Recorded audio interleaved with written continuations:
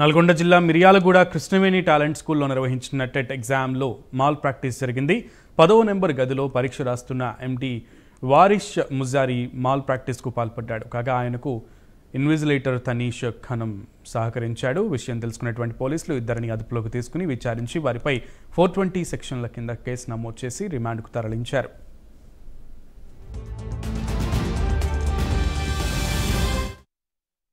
దానికి చీఫ్ సూపరింటెండెంట్గా ఉన్నాడు ఆ సెంటర్ మొత్తానికి.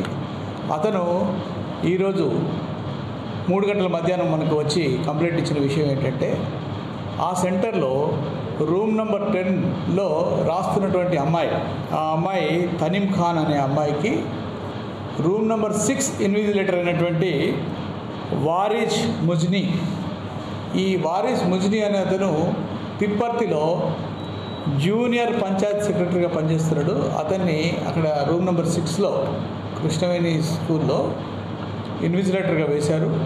అతను ఏం చేశాడంటే, కొన్ని ఆన్సర్స్ ఒక స్లిప్ మీద రాసి వాళ్ళ బంధువు అయినటువంటి ఈ అమ్మాయి తనీం ఖాన్ ఈ రూమ్ నెంబర్ 6లో రాస్తుంటే, ఆ రూమ్ నెంబర్ 10లో నుంచి వచ్చి ఆ అమ్మాయికి ఇవ్వడం జరిగింది.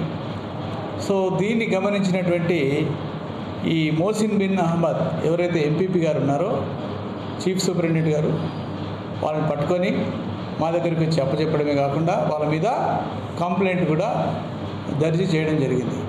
ఇటువంటి కంప్లైంట్ని మేము 420 ఐపీసీ కింద మరియు Telangana public examination mall practices prevention of mall practices act కింద కేసు నమోదు చేశాము.